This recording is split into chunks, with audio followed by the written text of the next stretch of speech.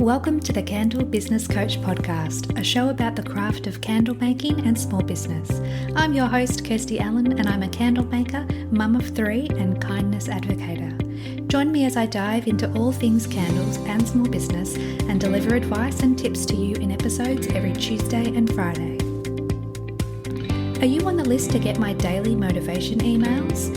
Every day I'll send you a message that is designed to help keep you focused on taking action toward your goals. Sign up using the link in the show notes. This episode is brought to you by my free ebook, the Candle Business Marketing Kickstarter Kit. Inside this free ebook, you'll learn to identify your blocks of time to dedicate to your candle business. Plus, there are several tips and tricks for re-engaging past customers and attracting new customers into your business so you can grow your business and reach your goals. Check out the link in the show notes for your copy.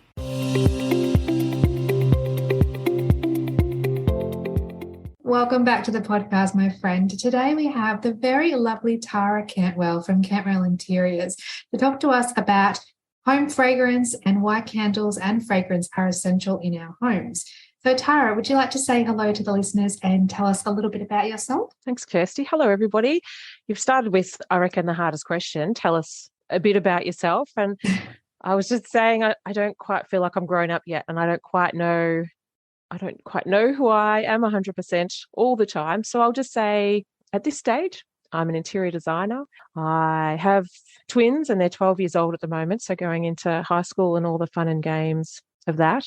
I love outdoors. I love everything about the outdoors, walking, gardening, just being in nature. And I love food and the taste of the rituals of coffee and food with friends. And I'm an inappropriate laugher.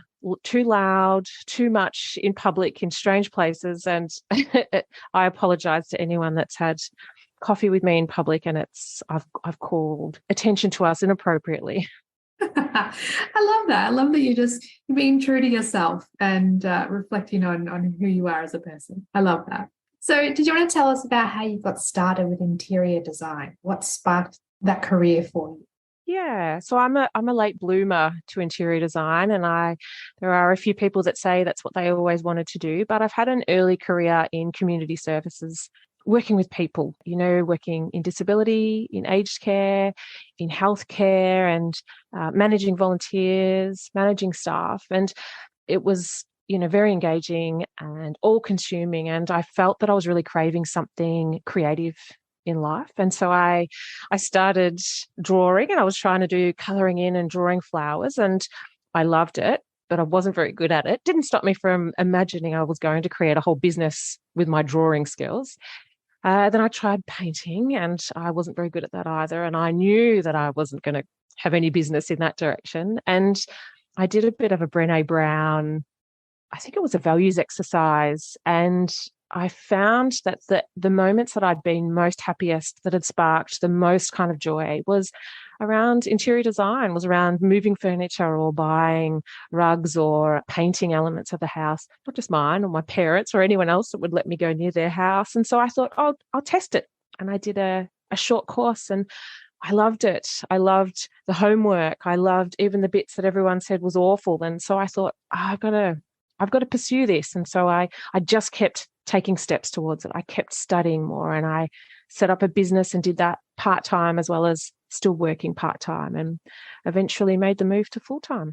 Oh, that's incredible. It's such an inspiring story to know that no matter what your age is or what your background is, you can pivot, you can change, you can make new choices and take a new direction for your life and find new purpose that's aligned with your passions. Yeah. And it's not easy, but there are lots of other role models that have done exactly that at different stages. And so when you find them, you feel a bit of a kindred connection with them. But yeah, it is nice to realize that your life's not over, or your career's hasn't peaked. You've still got more to go, to give in different directions. Yes. Yeah, absolutely. And I think there's a fear that if you choose a particular career direction that you're locked in for life, at least perhaps that might have been how it was 20, 30, 40, 50 years ago. But now it almost seems more uncommon to stay in a role for the whole of your life. It makes more sense to as you grow and as you mature and as you become more aware of who you are and how you want to contribute to the world, to be able to do that in different ways that not only light you up, but inspire others to follow their hearts as well.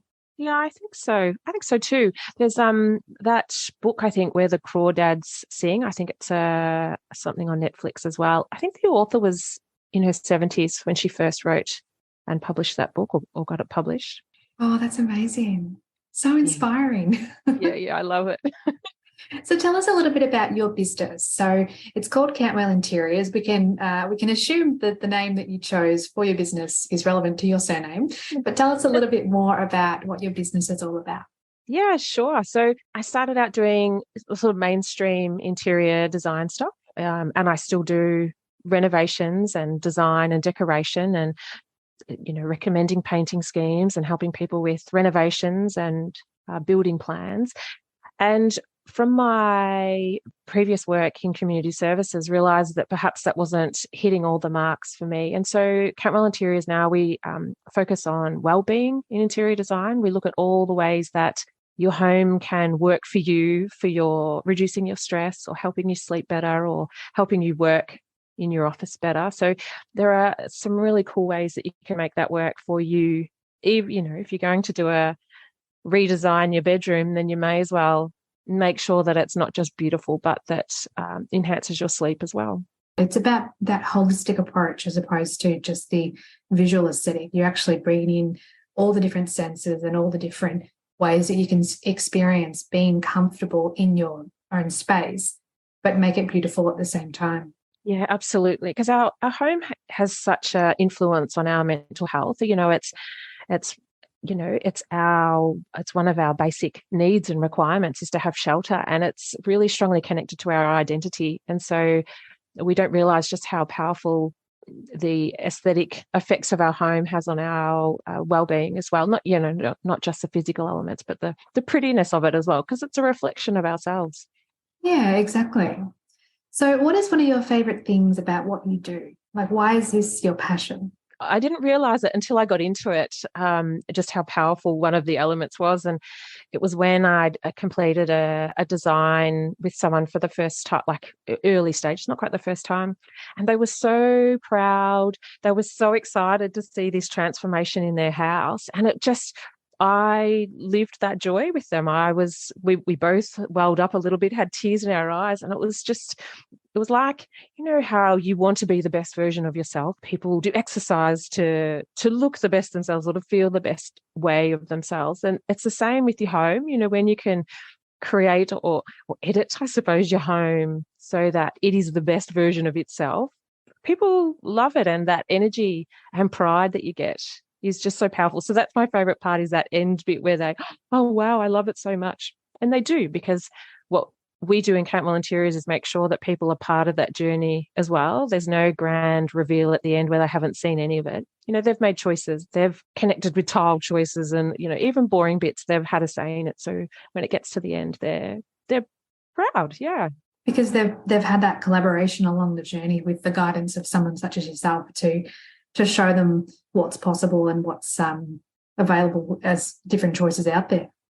Yeah, absolutely. And so I think that's the nice part, is that people feel often really overwhelmed and confused with renovations. And so I'll come and help out with the confusion and make suggestions, but people can still say, all right, I need to keep those tiles on the floor. Somebody else might say they're ugly, but I love them. How can we make it work in the room? And that's where we come into that, to make sure that the favorite item that everybody else would throw away can stay in a way that makes sense for them and is still beautiful. Do you find that the different type of personalities of people that you work with can dictate the results of the home as well, or the renovation project? Every step of the way. Absolutely. That's really fascinating to me, is that has never been the same personality. There has never been the same outcome.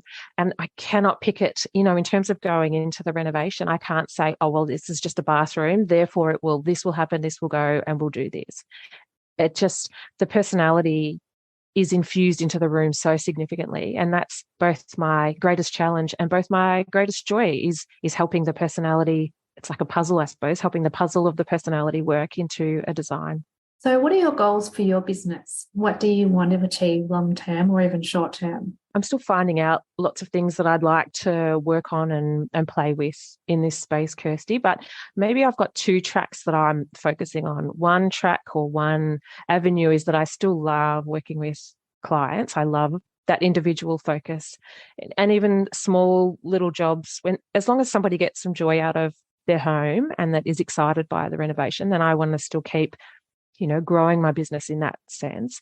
But the other side of it that I would really love to grow and keep working towards is the wellbeing side of it, is thinking about how I can improve the wellbeing through spaces like aged care facilities or healthcare, influencing those spaces so that people at the trickiest time of their lives can be soothed by their surroundings. And I think how important it would be to have an impact on something like palliative care. If you can work with a space with someone to help that journey be soothed, be calmer, be more positive, then I think that would be an incredible thing to have in my job, in my daily life. Yeah, absolutely. And I love how I can tell that you're so passionate about wanting to create change in those environments and make it, as you say, better and calmer for those that are experiencing it, not only but the person that's in the care, but the family as well. They can have, I guess, a more positive experience given the circumstances. Yeah, absolutely. And there's lots of evidence that this is working, and there's different parts around Australia that are working on that. There's different areas around the world that are working on it. There's a really great study, and it was ages ago. I think it's called something like the window view study or something, where people in hospitals healed faster, required less medication, and had earlier, it's called exits. They left hospital sooner if they had a view outside, but if they didn't have any view or a view that they didn't like, then they stayed longer, had more severe symptoms, and had more medication. So just a view in that space has a really big influence on their well-being. That's incredible. I know that with myself, like where I live currently, we have beautiful views of, the rolling green hills. And I know every time I come out of the bedroom and into the lounge room, I'm just filled with gratitude and a sense of calm because of my surroundings and knowing that I'm in such a beautiful place, and I don't take that for granted. So to know that there's actually been studies done with people that have a window when they're in hospital or they've got a nice view, that's incredible. I love that. I'll have to look that up.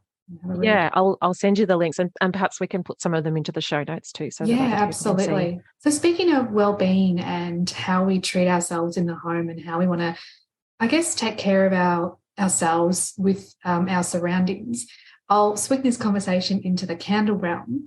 Why do you think candles make a great addition to our home decor?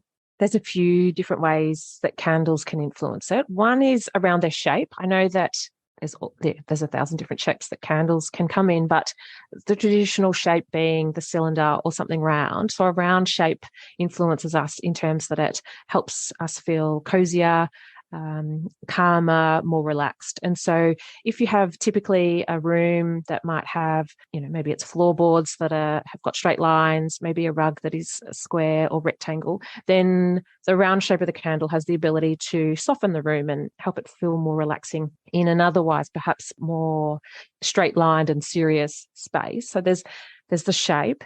There's the scent. And so we know that scent has an incredibly powerful effect on our memories, our mood, our behaviours.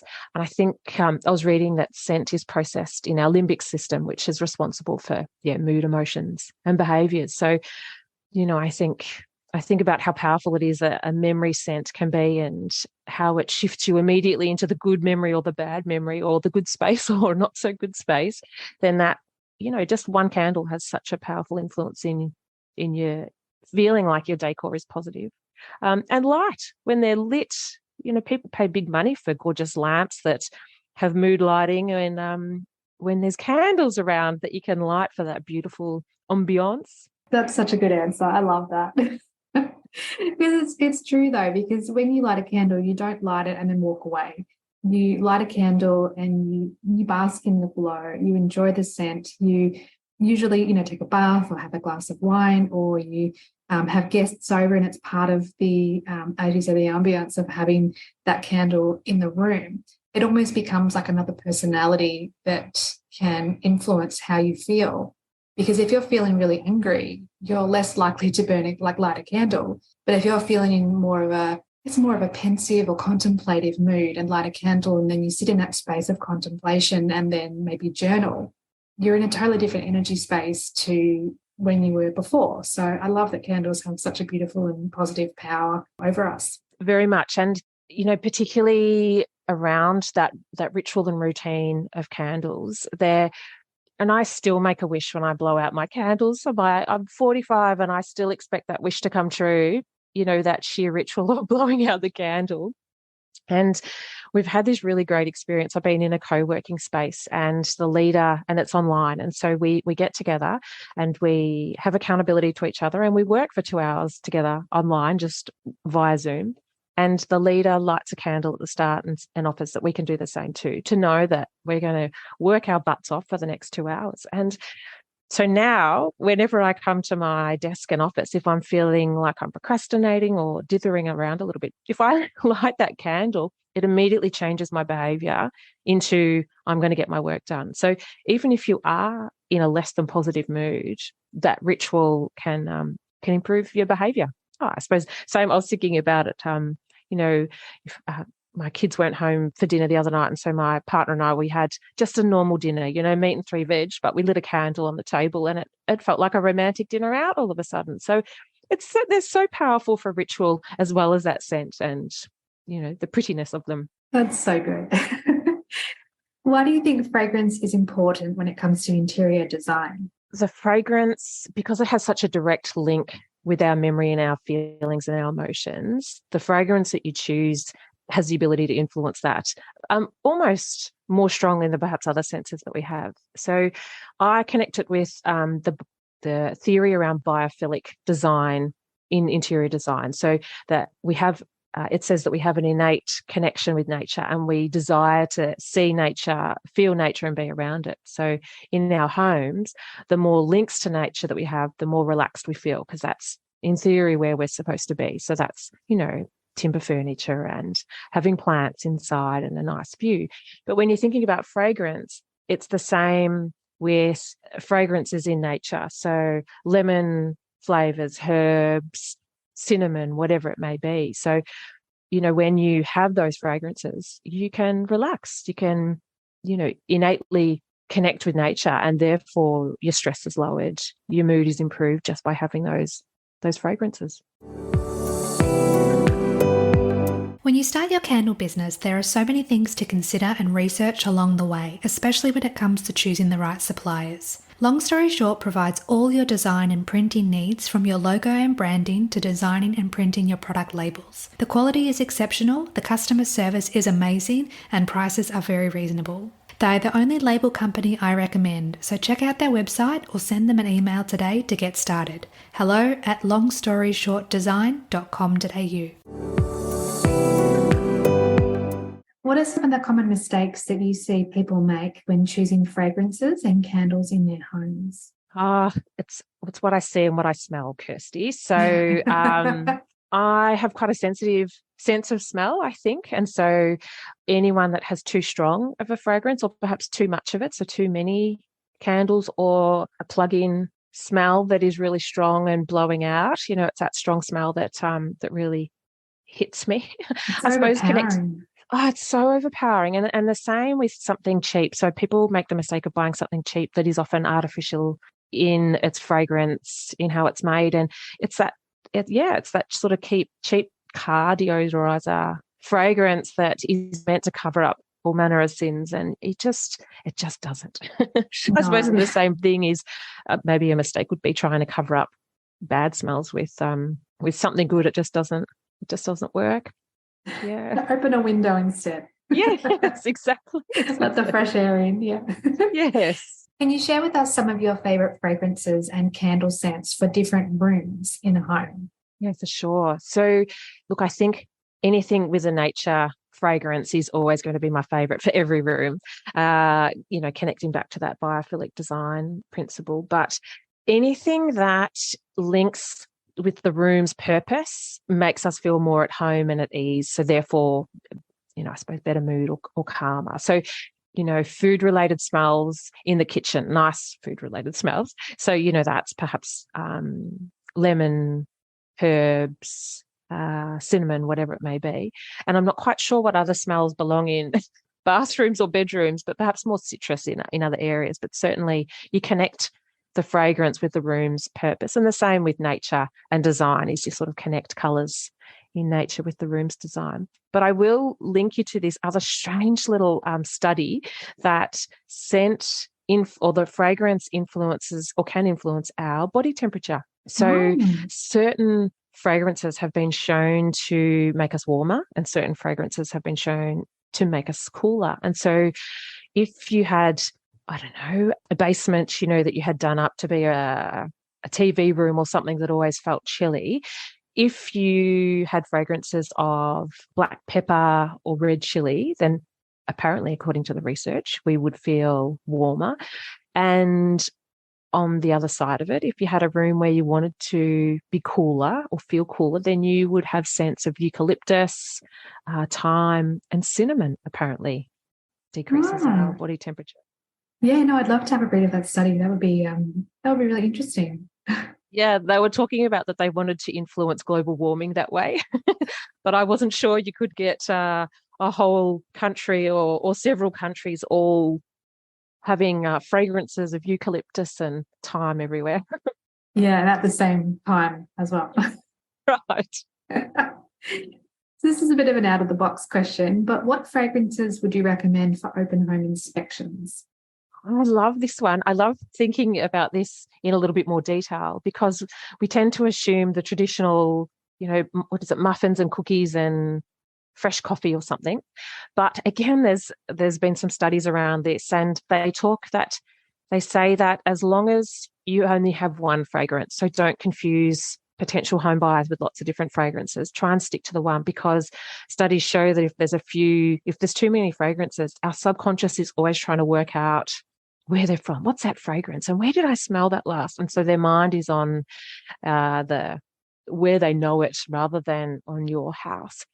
So they said that the better ones to sell houses, and I don't know how they've actually come to this conclusion, are things like orange, lemon, basil, and other fresh herbs, brewed tea. They didn't talk about coffee, pine, like pine cones, pine trees, and cinnamon. And they were also talking about if you want to really enhance a particular feature of your home that's positive, then you might see if there's a fragrance that's associated with that and have that fragrance. So if you have soaring timber beams in your home, if you burn or have fragrances around pine or eucalypt, then people will have a stronger association and memory of that because the smell memory is connected more strongly with the visual memory there. Perhaps if you've got a beautiful garden with certain flowers, you might have that flower as a scent in your home, or a beautiful lemon grove or orange trees, and perhaps you would have an orange fragrance in the home as well because the association is strengthened completely. That's incredible. With those scents, yeah. Yeah, it's so interesting to think that you just light a candle and might not think anything of it, but the impact that it can have on your mind, your mood, your body temperature as well, the memories that it evokes. It's so incredible, and it makes sense because so many people love candles and so many people enjoy the scented candles over the unscented. And when we start to dissect the reasons why and the understanding behind it, it's really quite fascinating how it all plays into our mind, body, and spirit. It is, absolutely. And when I looked into it a bit more detail, it just keeps getting deeper. But we shouldn't be surprised. We know that certain fragrances can take us back so quickly and so vividly to a memory. And I think about there's a certain lavender scent, like a talc type scent, that if I smell it, I'm instantly back in my nana's house, with her talc and her hand lotion and soaps. It's the same lavender. So it's instant, and I'm back to being 5 again. I love that. And actually one of the candles that I make and sold to a friend, she smelled it and she's like, it takes me back to my grandmother's house. It just had that floral undertone, and she just thought, and it actually became one of the candles that she just constantly buys from me because she wants to have those connections with her grandma, who unfortunately passed away, and to be able to continue the memories and to continue that connection through a candle or through a fragrance is so, so powerful. Oh, that's such a lovely story. That's so true. And we know that. Anecdotally, we know it. And so I think we just need to remember how strong that association can be. So what's one lesson your journey has taught you that you think everyone should learn at some point in their life? I keep learning, and perhaps there's not just there's not just one lesson for me, but if I think about a strong one, it's that no situation is all good or all bad, and no person is all good or all bad. And if I feel I've been wronged in life and I've demonized someone, at some point down the track, I've figured out they had reasons for it, or they've been more human in their behavior or whatever it may be. And so I just keep learning that no circumstance will be all bad, and certainly not all bad forever. So I've just got to keep understanding that cycle. Yes, and having faith that life is working in your favor, although sometimes it doesn't feel that way. Yeah, that's exactly right.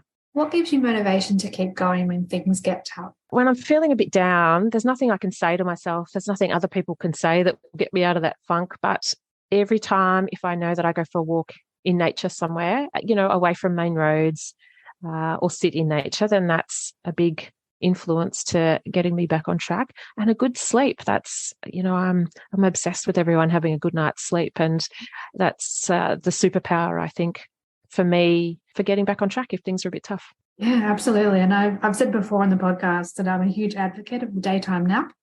Just having a little rest in the day, whenever you need it, if you're able to.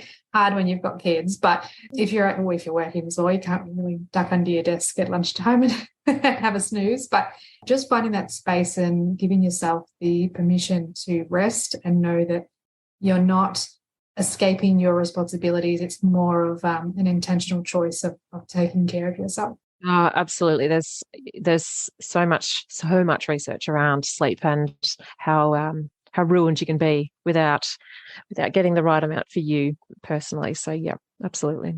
How would you define success? My definition changes all the time. It changes daily from an outcome, a success outcome perspective or a goals perspective. I keep shifting it, and I think that's my prerogative if I set my success terms. But overall, in a really sort of big way, my success is if I continue to live and work within my values. And I mean, that sounds simple, but it's really hard, when one of my key values is authenticity, and which means that I say things I shouldn't in situations that I shouldn't. And I need to sometimes think, carefully about challenging areas where I need to be authentic, or whether it's going to, be too difficult or whatever it may be. So yeah, I think success is when I've had a good day where I've lived those values and I've worked within those values. As you say, so important to do, but can be hard when you're faced with choices that sometimes there's an easy route or a harder route, and having that integrity that when no one else is watching to still make the right choice and do what's in alignment with what you truly believe in is so powerful to be able to continue down that road. Yeah, it is. And it's some days are certainly harder than others. And yeah, it's, even compassion is one of my values, which sounds relatively simple, until someone cuts you off in the traffic, or until someone steals your trolley that you're, about to get, or car spot, it's not easy, Kirsty. It's not. First world problems, though, I have to admit. Yes. No, but it's true. Like when you're in a space, like when you're on your own or you're in a positive headspace, it's easy to say, look, these are my values, these are my morals, this is what I believe. But when you're put to the test in different situations to make a choice between whether you stick with what you say or take a different route, it's you've got to have those strong beliefs in what you believe in. Yeah, absolutely. And you keep practicing, because you don't, like, before, I don't get it right every day. Not every day is easy. So it's just keep working towards it. Yes. So what would you say is the hardest part about running your own business? Look, for me, it's the emotions of it.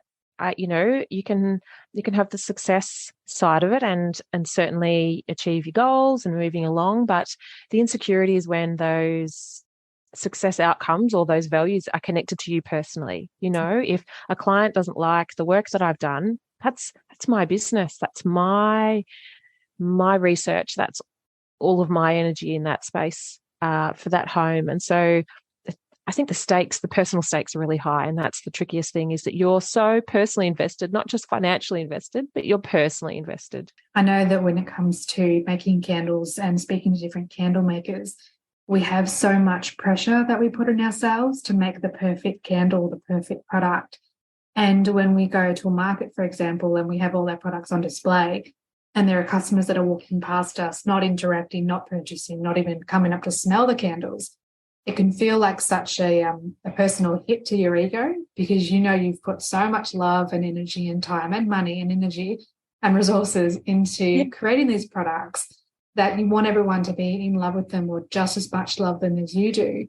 But it's not always about the end result. It's never about the end result. It's about the journey, and whether we're, as you say, living in alignment along that path, along our own journey, and just doing what we feel is best for the long term. So tricky, isn't it, when a product is just a product to somebody else, but you know the time you've made choices to create those candles, as opposed to spending time with your family on that day. And so all of that is tied up to that product that somebody sees as just a financial transaction.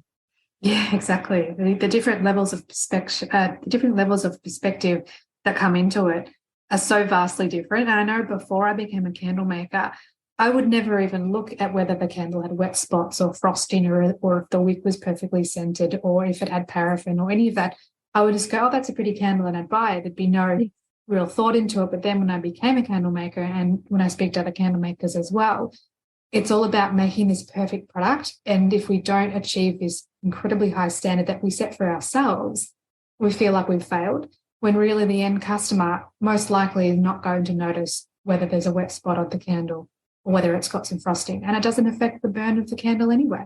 My mum was making some candles because she's got bees, and she was making pure beeswax candles, and the wicks were never long enough, and so they were the most sweetest, lovely candles, and it was from her bees and her space, but they never burnt for long because she didn't make the wicks long enough, and she didn't care, because it was like, and we didn't care either, because it was the symbol of the candles, and we knew what they were, we knew where they'd come from, and if we could just get a little tiny flame on them for 10 seconds or 20 seconds, it was like, yes, we've done it. And we'd just have that candle then sitting on the table with its 10 seconds of success, and we'd just look at it then. Yeah, and just enjoy the that's right. just sitting there. Yeah. Because to be honest, some people buy candles just for the home decor, and they don't actually like them. You can put a lot of pressure on yourself to make this perfectly scented hot throw of the candle, but it might not even be lit anyway, and they might just want it for the cold throw rather than the actual lighting of the candle. So you can't predict how the candles are going to be used by the customer. No. So we've come to one of my favourite parts of the podcast, where I ask all my guests 3 questions relating to candles. Number 1, what is your favourite candle fragrance? Oh, at the moment, it's lemon verbena. It's the one that I've been working with my working space, online working space. And so I associate it with clarity. I associate it with perseverance and getting some good work done. So the scent is just delicious. And now I'm buying lemon verbena teas as well, so I can drink it. I'm just quite enamored with how I feel when I have that scent around me. That's so good. Number 2, what do you love about candles?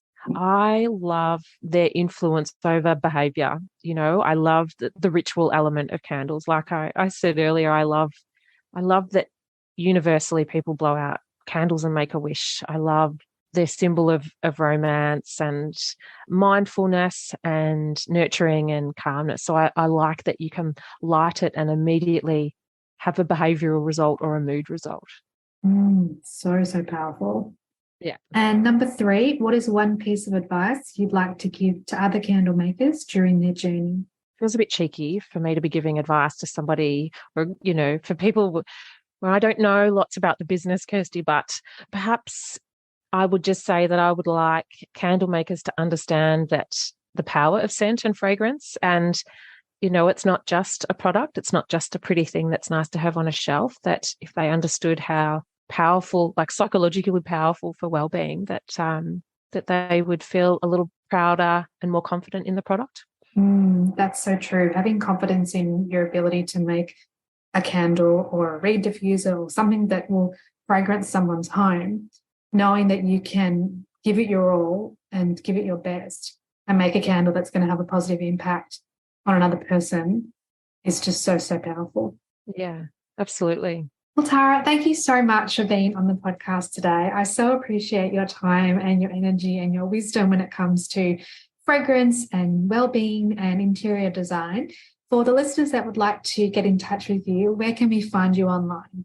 So I was going to say everywhere, but that's not at all true. On Facebook and Instagram under Cantwell Interiors, LinkedIn with Cantwell Interiors or Tara Cantwell. And I like LinkedIn because I find all sorts of research and share it around. So if people are interested in that side of thing, then I would love to connect on LinkedIn. And my website, which is cantwellinteriors.com.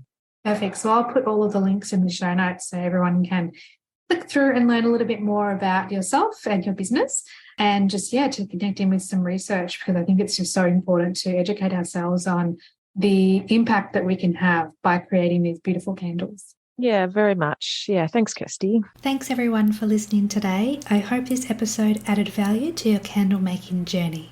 Check out the show notes for all the links mentioned throughout today's show, and please subscribe to the podcast so you don't miss any future episodes.